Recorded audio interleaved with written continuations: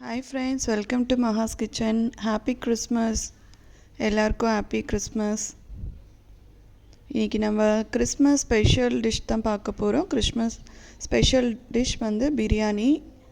நான் ஆல்ரெடி வந்து மேரினேட் பண்ணி வச்சுருக்கேன். 1 கிலோ சிக்கன் எடுத்து அதில் கொஞ்சம் கர்டு, ஒரு 4 பச்சை மிளகா, புதினா, கொத்தமல்லி, அப்புறம் என்னோடய பிரியாணி மசாலா 1 டீஸ்பூனு, இஞ்சி பூண்டு பேஸ்ட்டு போட்டு நான் அதை வந்து ஒரு 1/2 hour மேரினேட் பண்ணி வச்சுருக்கேன்.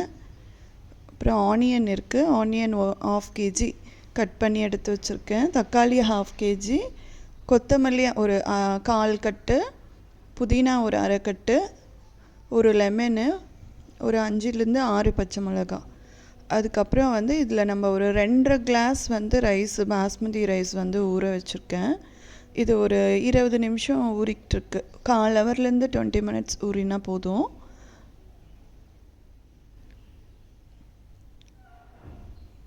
அதுக்கப்புறம் நம்ம இதில் சேர்க்க வேண்டியது தேவையான திங்ஸ் வந்துட்டு தயிர், இஞ்சி பூண்டு பேஸ்ட்டு, உப்பு, மிளகாத்தூள், கரம் மசாலா, அப்புறம் ஆயில், அப்புறம் நெய். கரம் மசாலா பார்த்திங்கன்னா பிரியாணி இலை, பட்டை, லவங்கம், ஏலக்காய், சோம்பு. நான் இப்போ பிரியாணிக்கு வந்து அந்த இது வச்சுக்கிட்டேன், டப்பு வச்சுட்டேன். அதில் வந்து நான் ஆயில் ஆல்ரெடி கொஞ்சம் ஊற்றிட்டேன். கடலெண்ணெய் தான் யூஸ் பண்ணியிருக்கேன். 2-3 குழிக்கரண்டி கடலெண்ணெய் ஊற்றிக்கோங்க. அதுக்கப்புறம் 1 குழிக்கரண்டியில் நெய் போட்டிருக்கேன். இப்போ இது நல்லா சூடானதும் நம்ம வந்து பட்டை, லவங்கம், ஏலக்காய், சோம்பு, பிரியாணி எல்லாத்தையும் நம்ம அதில் வந்து தாளிச்சிக்கலாம்.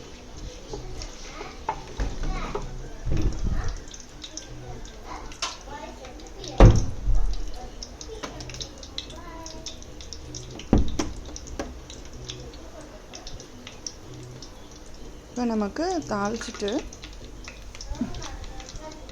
போதே நல்ல ஒரு ஸ்மெல் வரும். உங்களுக்கு நெய் வேண்டாம்னு நினச்சிங்கன்னா நெய் சேர்த்துக்க வேணாம். எங்கள் வீட்டில் நிறைய குழந்தைங்க இருக்காங்க, அவங்களுக்காக நான் நெய் சேர்த்துருக்கேன். நெய் சேர்க்கும் போது இதனோட டேஸ்ட்டு, அருமை எல்லாமே வந்து ரொம்ப நல்லாயிருக்கும். கடலை எண்ணெயே பண்ணலான்னாலும் கடலை எண்ணெயிலே நீங்கள் பண்ணிக்கலாம். நீங்கள் வந்து கடலை எண்ணெயில் பண்ணும்போது டேஸ்ட் ரொம்ப நல்லாயிருக்கும். சிம்பிளாக பண்ணாலும் உங்களுக்கு நல்ல டேஸ்ட் கொடுக்கும் ரீஃபைண்ட் ஆயிலை விட. இப்போ நான் வந்து 1 கிலோ சிக்கனுக்கு வந்து 1/2 கிலோ வெங்காயம் வந்து கட் பண்ணி வச்சுருந்தேன். நீட்டாக நல்லா கட் பண்ணி பிரியாணிக்கு எப்படி போடுவோன்னு உங்களுக்கு தெரியும். இப்போ நான் அதையும் சேர்த்துட்டேன். இது நல்லா வந்து ப்ரௌன் கலரில் மாறணும், அது வரைக்கும் நல்லா ஃப்ரை பண்ணிக்கணும்.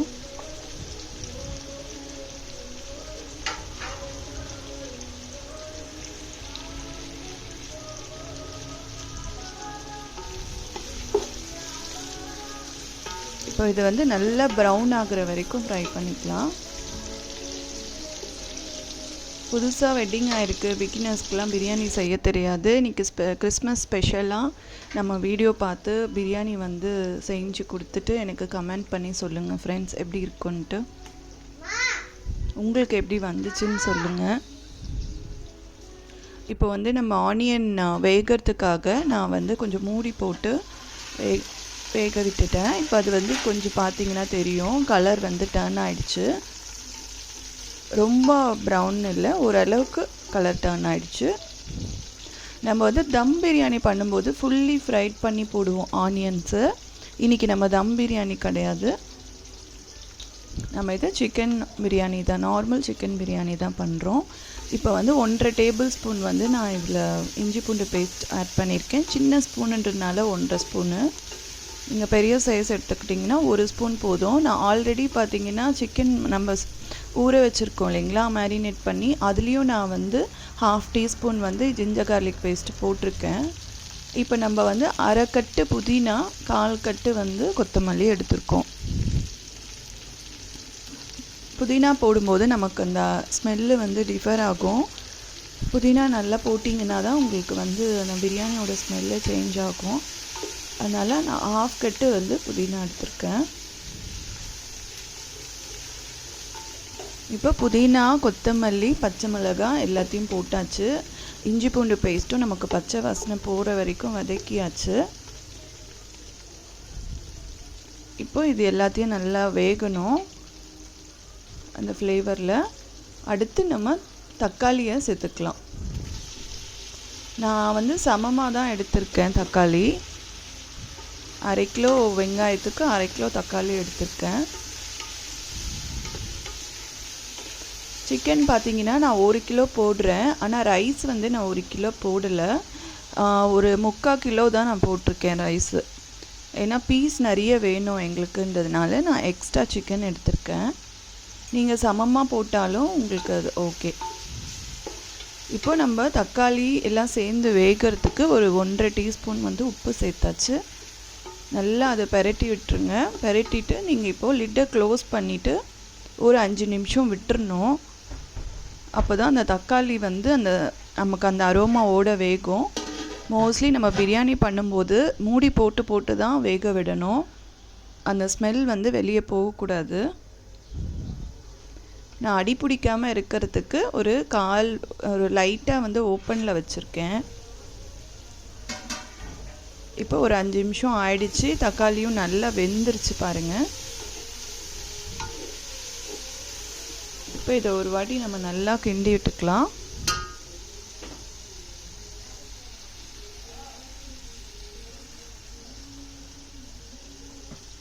ஈஸி ஸ்டெப்ஸ் தான் பிரியாணி. நீங்கள் வெளியே வாங்கணும்னு கிடையாது. நீங்கள் நீங்கள் இதெல்லாம் சேர்த்தாலும் ஒரு 3/4 மணி நேரத்துக்குள்ளே நீங்கள் வந்து பிரியாணி பண்ணிடலாம்.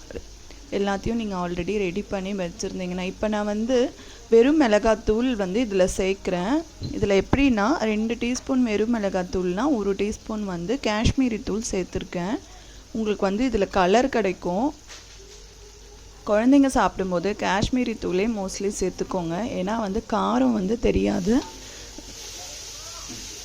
இதில் வந்து பார்த்திங்கன்னா ஒரு டேபிள் ஸ்பூன் பிரியாணி மசாலா சேர்த்துருக்கேன். இதுவும் நம்ம வீட்டில் ப்ரிப்பேர் பண்ண மசாலா தான். நெக்ஸ்ட்டு வீடியோவில் உங்களுக்கு அதையும் நான் போடுறேன். இது வந்து ஹைதராபாத் ஸ்டைல் பிரியாணி மசாலா. நம்ம வீட்டில் ரெடி பண்ணி பிரியாணி பண்ணும்போது அதோட அரோமா வந்து ரொம்ப ரொம்ப ரொம்ப நல்லாயிருக்கும். நார்மலாக கடையில் வாங்கி போடுறதுக்கோ நம்ம வீட்டில் ரெடி பண்ணி போடுறதுக்கோ ரொம்ப டிஃப்ரென்ஸ் வரும் ஃப்ரெண்ட்ஸ். ஸோ நீங்கள் அந்த மசாலாவும் போயிட்டு நீங்கள் அந்த வீடியோஸையும் பாருங்கள். இப்போ நம்ம அதை சேர்த்தாச்சு. நான் சொன்னேன் இல்லைங்களா, 2 டீஸ்பூன் வந்து ரெட் சில்லி சேர்த்துக்கிட்டேன். So 1 table spoon Kashmiri chilli powder சேர்த்துருக்கேன். இன்னும் உங்களுக்கு காரம் கம்மியாக வேணும் அப்படின்னு நினச்சிங்கன்னா 2 டேபிள் ஸ்பூன் காஷ்மீரி சில்லி சேர்த்துக்கோங்க. 1 டேபிள் ஸ்பூன் வந்து நார்மல் ரெட் சில்லி பவுடர் சேர்த்துக்கோங்க. இப்போ நம்ம ஒரு 1/2 அன் ஹவராக நம்ம வந்து மேரினேட் பண்ணி வச்சுருந்தோம். அதில் வந்து என்ன போட்டிருந்தோன்னா தயிர், 1 kg chicken, ginger garlic paste 1 table spoon, அதுக்கப்புறம் வந்து ஒரு 3 பச்சை மிளகாய் கீர்னது, புதினா கொஞ்சம் கை அளவு போட்டிருக்கோம், கொத்தமல்லியும் கை அளவு போட்டிருக்கோம். அதுக்கப்புறம் நம்மளுடைய பிரியாணி மசாலா ஒரு 1/2 டீஸ்பூன் அதில் போட்டிருந்தேன். அப்புறம் உப்பு மஞ்சள் ஆட் பண்ணியிருந்தேன் கொஞ்சமாக. அது மாதிரி சேர்த்து நீங்கள் ஒரு 1/2 ஹவர் ஊற வச்சிட்டிங்கன்னா சிக்கன் வந்து உங்களுக்கு ரொம்ப சாஃப்டாக இருக்கும். நீங்கள் பிரியாணியில் சாப்பிடும்போது அந்த ஹார்ட்னஸும் தெரியாது, நல்ல மசாலா இறங்கியிருக்கும்.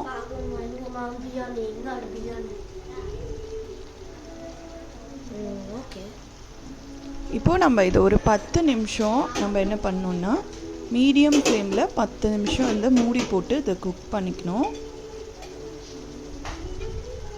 நீங்கள் அப்படியே ஓப்பன்லேயே கூட குக் பண்ணிக்கலாம். இப்போ நம்ம என்ன பண்ணோன்னா தண்ணி சேர்த்துக்கிறோம். தண்ணி வந்து நம்ம இந்த சிக்கன் முழுகிற வரைக்கும் தண்ணி சேர்த்துட்டு நான் சொன்ன மாதிரி ஒரு 10 நிமிஷம் மீடியம் ஃப்ளேமில் வந்து இதை குக் பண்ணிக்கலாம்.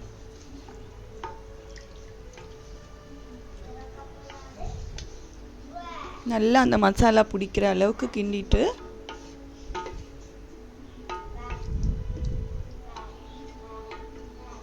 இது ஒரு மீடியம் ஃப்ளேமில் குக் பண்ணிக்கலாம்.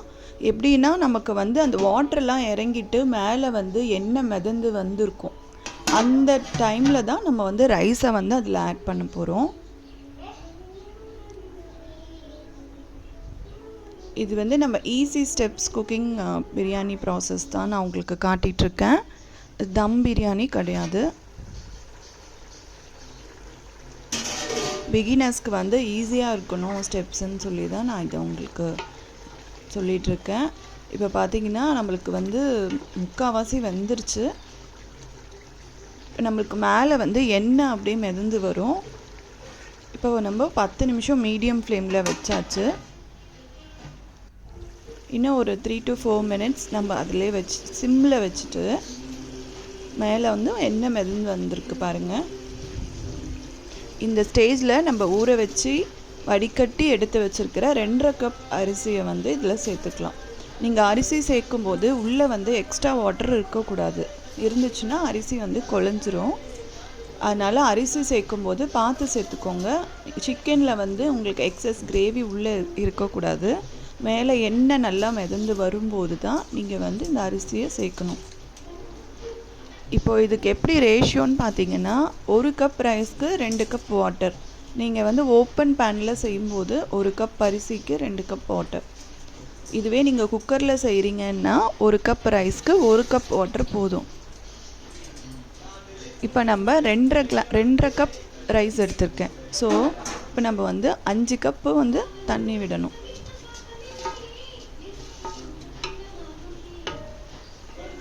ரொம்ப பெரட்ட வேணாம். நான் லைட்டாக வந்து அந்த மசாலா பிடிக்கிறதுக்காக அந்த அரிசி வந்து நம்ம பெரட்டும் போது அந்த சூடு வந்து அரிசிக்கு ஏறும். ஸோ அப்படி ஆச்சுன்னா உங்களுக்கு வந்து கொஞ்சம் சீக்கிரமாக வந்து குக் ஆகும். அரிசி நம்ம போட்டதுக்கப்புறம் வந்து பார்த்திங்கன்னா 10 நிமிஷம் தான், 10 நிமிஷத்துக்கும் கம்மி தான் வச்சுக்கோங்க. ஏன்னா வந்து ஆல்ரெடி வந்து சிக்கன் வந்து குக் ஆகிடுச்சு. இப்போ நம்ம குக் ஆக்கியாச்சு. அது